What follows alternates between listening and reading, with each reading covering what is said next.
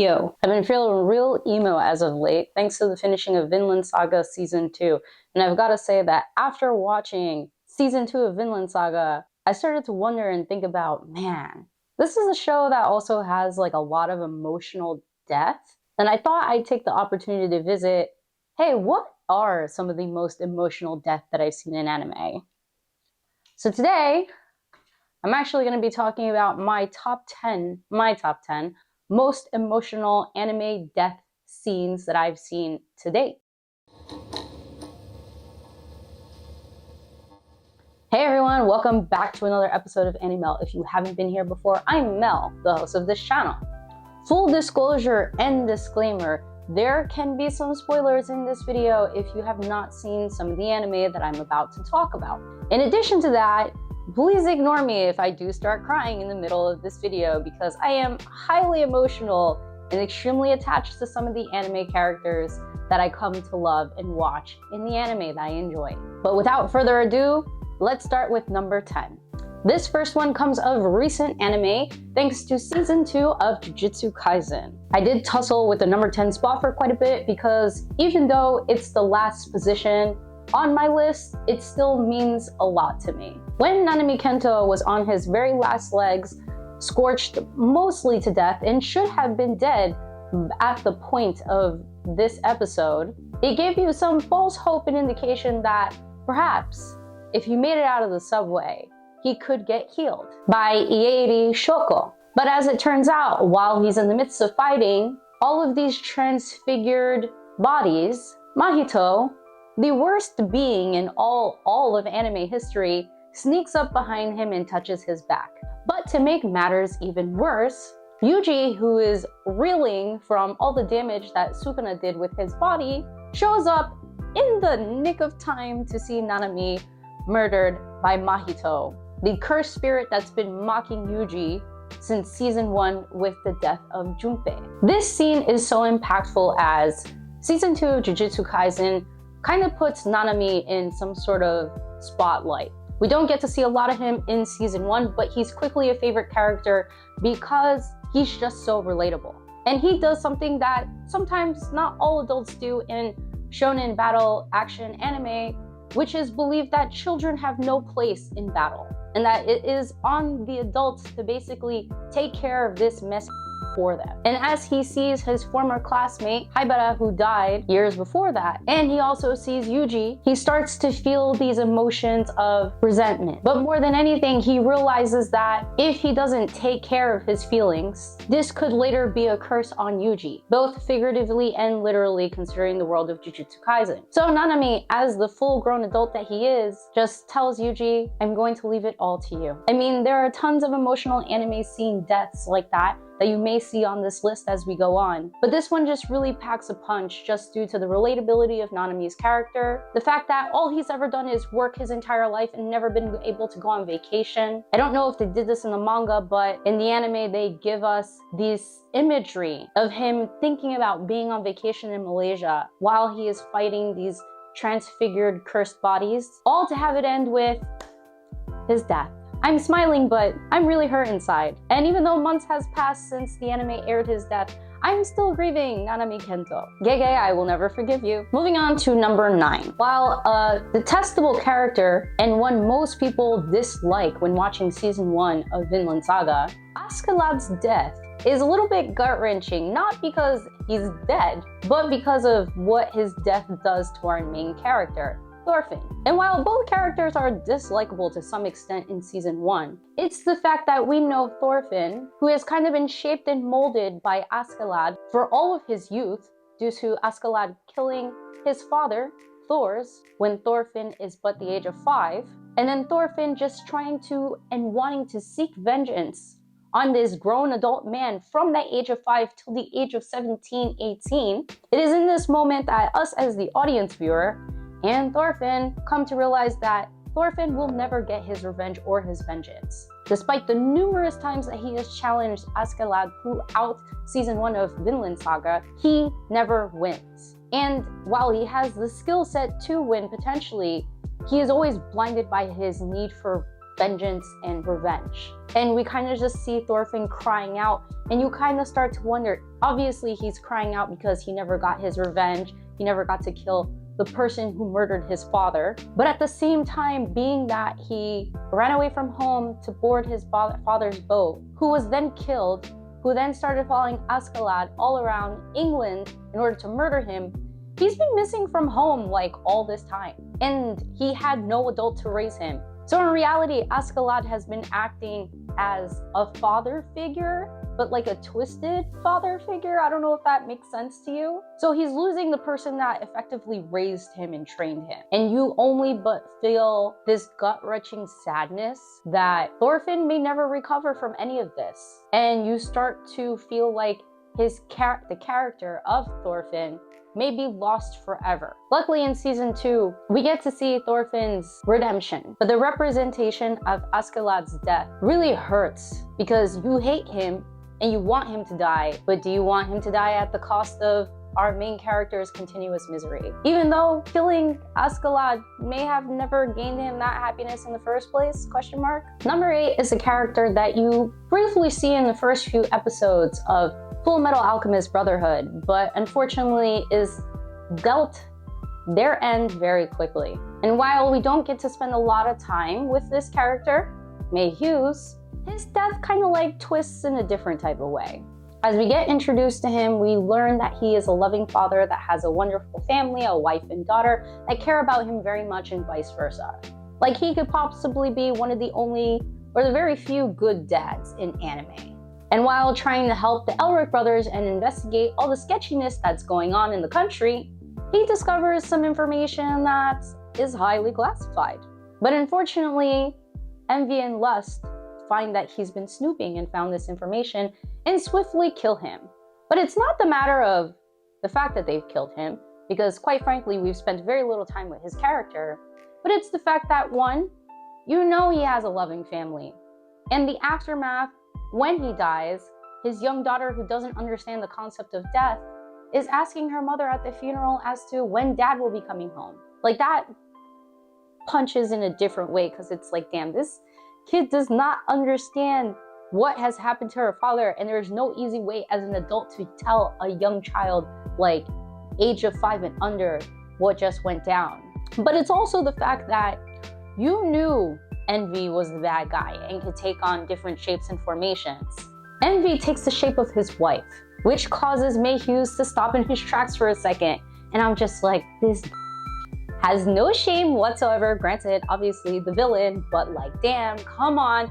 You're about to kill this guy anyway. Why make it like 10 times worse? And he just kills him in and with the image of May Hughes' wife. Number 7 hits me twice, because not only did they air it on television for TV viewing, but also in the movies. Obviously, this was before I realized what Demon Slayer was doing with their movies and their franchise. But essentially, I ended up watching Mugen Train twice. And with that, I had to watch Rengoku Kyojuro die twice. And both times, I cried. Since it's so early on in the season, aside from the death of Tanjiro's whole family, I really didn't think Demon Slayer would go there. You know, kill off a real powerful character. You know, the Hashira are considered to be the strongest characters aside from the upper demons in the Demon Slayer universe. I didn't expect them to just kill one off, like right after season 1. So you thought, okay, Kyojuro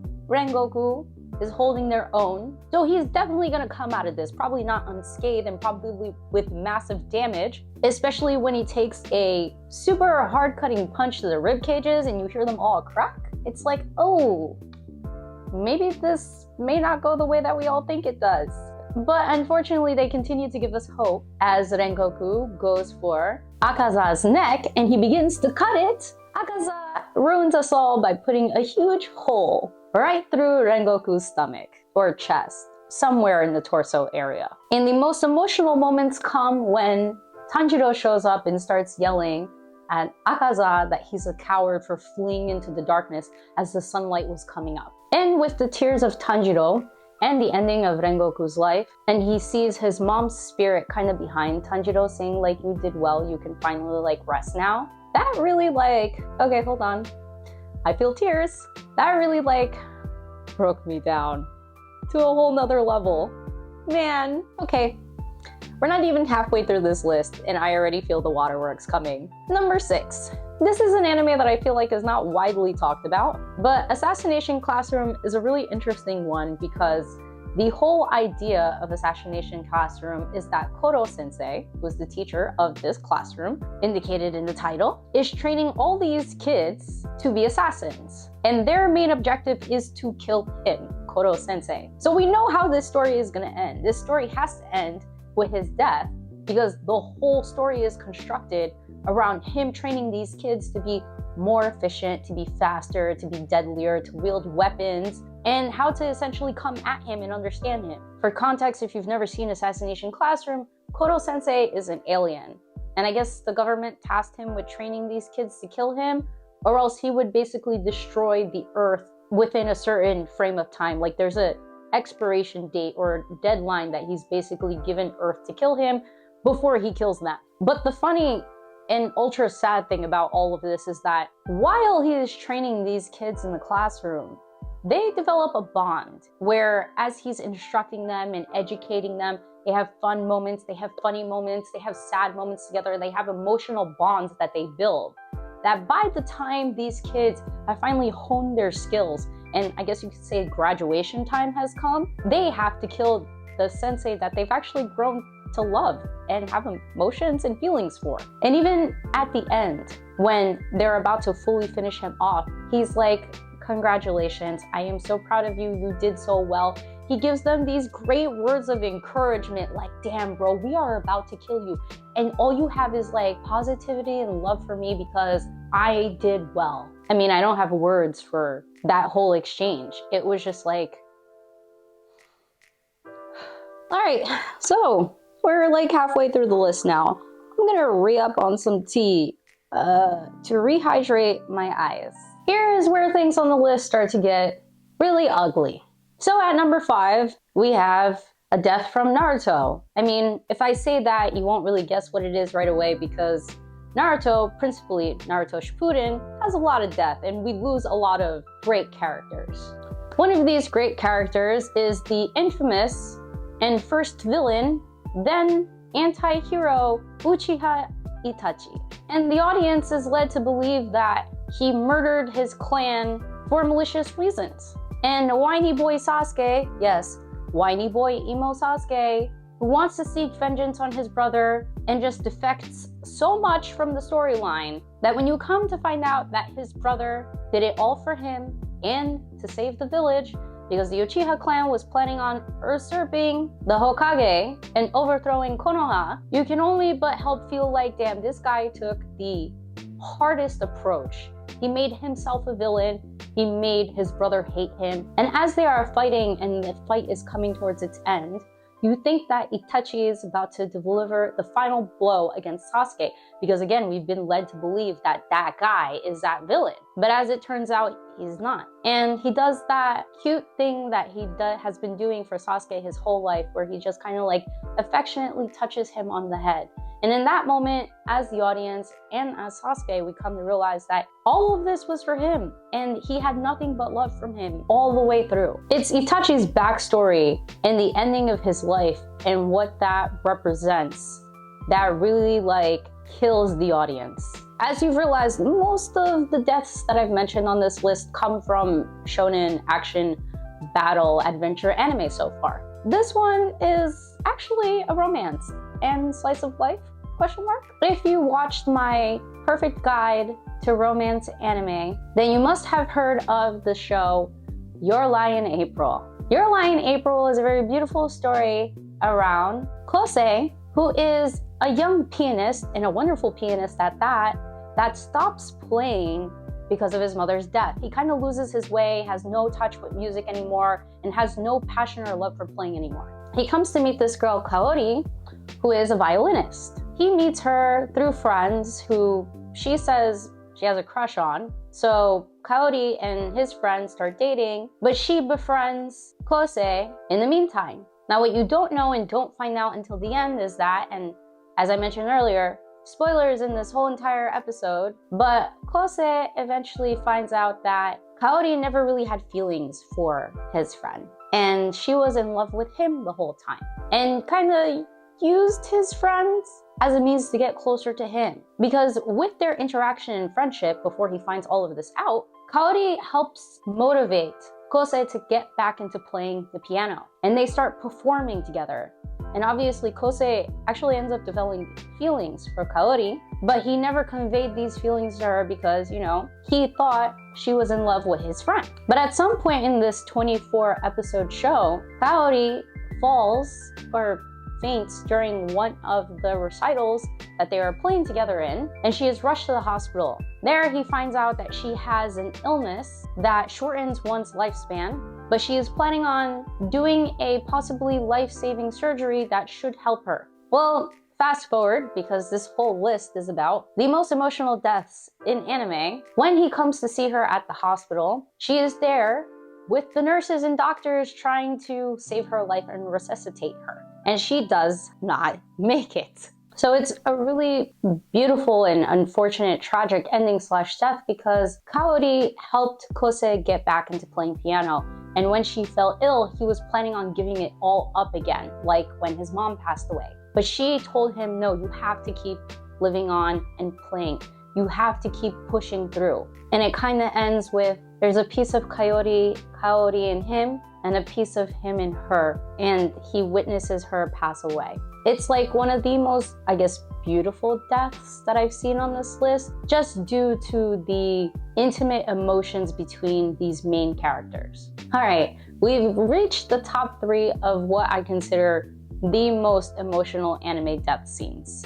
This is where the ugly crying really comes in. Like, hopefully we don't ugly cry on this video, but whenever I've seen any of these, whether it was the first, the second, the third, or the 4th time, I have ugly cried each and every time. And I can even remember each and every one of these deaths vividly, because these top 3, these deaths have aired and been public for years now.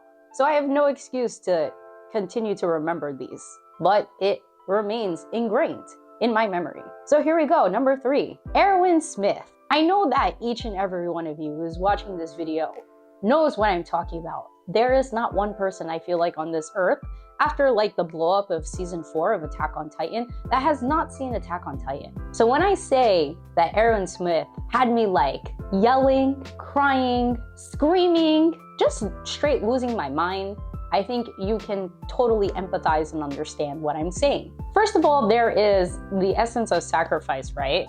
Because Levi had to choose between Erwin and Armin, both of whom were literally about to die, both of whom literally sacrificed their entire beings to fight against the Beast Titan. And we already know that Levi, through and through, has been through a lot of throughout the series of Attack on Titan, that for him to be left with this decision, Erwin, who is like a model, his commander, his friend, and for some fleeting moment in some, I guess, hallucination or a memory that Erwin is having, slaps away the needle that would essentially save Erwin's life, Levi makes the choice to effectively let him die in order to save Armin. And it's a really long scene. It's not a short scene, you know, Erwin's death, because they are seriously contemplating for a long time who they're going to save. So just the amount of time that they put the audience through, because we all knew we were going to lose somebody, so I was already crying because somebody was dying.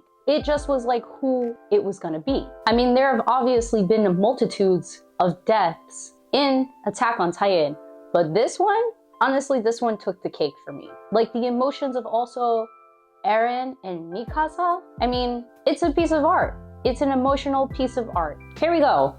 Number 2. The more we go through this list, the more I feel like I'm internally breaking down. As you know, One Piece is one of my favorite anime if you've been watching my channel for a long time. So it may come by no surprise that high up on this list is Ace from One Piece, Portogas de Ace. Because this whole arc, there's a whole arc that's built around saving Ace so he doesn't get executed. So we feel like he's gonna get executed because every moment that Luffy gets to save his brother and impel down and marine forward it feels like there's always like some misstep, until there isn't, until Luffy reaches Ace and frees him from his cuffs.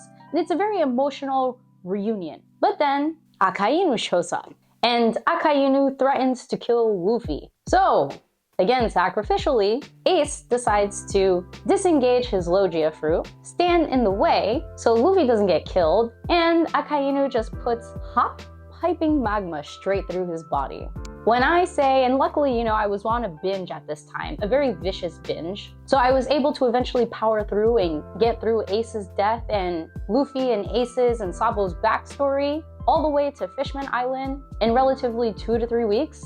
I still spent roughly, I want to say, like a week crying. Because even after Ace's death, Luffy went into shock. The boy was like comatose, unconscious, injured, in like just shock. Then he's reeling from the fact that he was never strong enough to save his brother, that what's he gonna do? He won't even be able to protect his own friends after the whole fiasco that happened at Chaboti. It really leaves somebody just in shambles. And then after Ace's death, you get their whole backstory and Luffy, Ace, and Sabo's upbringing, how Luffy also lost his brother Sabo during that time when they were kids. So now it just feels like Luffy is completely alone. He's lost both of his brothers, and it's just Luffy. Yes, he has his friends, and he does come to the acknowledgement and realization that he has his friends still to live for, but bro, like we were all so close. We were like this close from saving Ace, and then they killed him. They just killed him.